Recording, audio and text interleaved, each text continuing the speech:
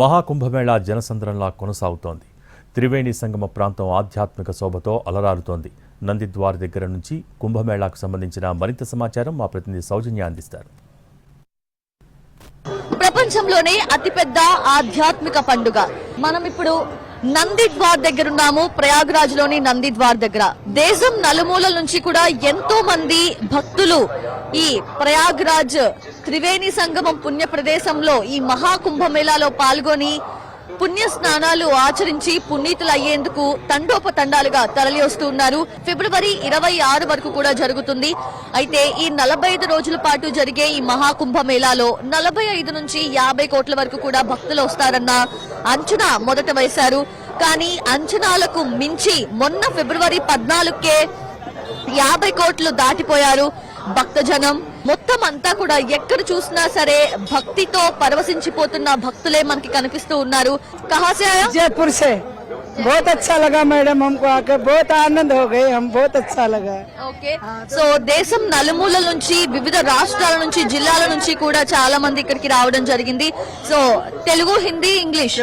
తెలుగు ఎక్కడి నుంచి? అనంతపురం నుంచి. ఓకే, ఎప్పుడు వచ్చారు? ఈ రోజు ఉదయం వచ్చాము. ఎప్పుడు రిటర్న్? ఎప్పుడు? ఒక 1 వీక్ తర్వాత.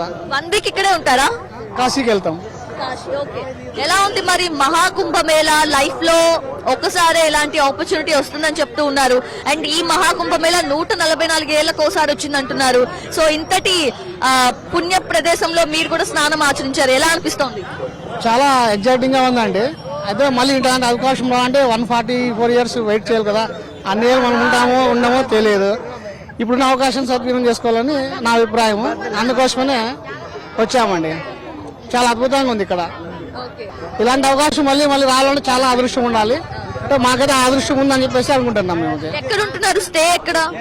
ఇక్కడ మన తెలుగు ఆశ్రమాలు ఉన్నాయి కొన్ని, అక్కడ ఉంటామండి. ఓకే, భోజన సదుపాయాలు ఏర్పాట్లు అన్ని బాగానే ఉన్నాయా? అన్ని ఉచితంగా దొరుకుతుందండి. ఇస్కాన్ వాళ్ళు ప్రొవైడ్ చేస్తున్నారు, మళ్ళీ తెలుగు సంస్థలు కొన్ని ఉన్నాయి వాళ్ళు ఇస్తున్నారు, విశ్వ హిందూ పరిషత్ వాళ్ళు ఇస్తున్నారు.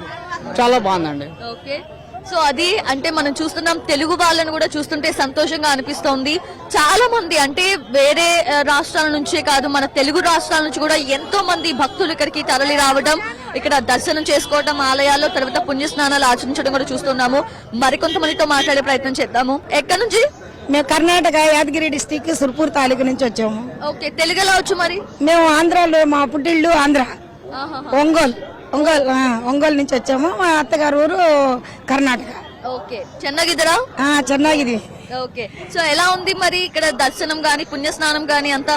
చాలా బాగుందండి, చాలా బాగుంది. 144 సంవత్సరాలకు ఒకసారి వచ్చిన ఇది మా అదృష్టం అనుకుంటున్నాము. ఇటువంటి సౌభాగ్యం చిక్కినందుకు బాగా హ్యాపీగా ఉన్నాము. ఆధ్యాత్మికగాను ఇది పుణ్యక్షేత్రం లాగా ఉంది మాకు. బాగుంది. ఇక్కడ సౌలభ్యం కూడా బాగా చేశారు. ఎన్ని రోజులు ఉంటున్నారు? మేము వచ్చి 2 రోజులు అయింది. ఇవాళ చూసుకొని రేపు వెళ్ళిపోతాం. आप कहाँ से आया? हम कर्नाटक से आए। कर्नाटक से? अच्छा, हाँ। कैसा लगे? बहुत भगवान के लिए बहुत अच्छा हो गया, आके दर्शन करे, पानी नहाले, सब अच्छा लगा.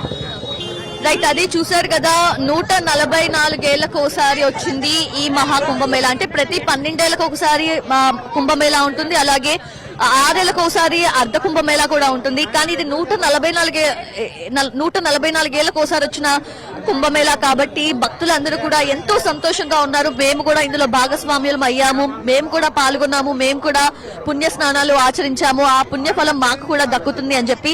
సో ఓవరాల్ గా చూస్తే మొత్తం అంతా కూడా భక్తజన సంద్రంతోనే కలకల్లాడుతుంది ప్రయాగ్రాజ్ అంతా కూడా.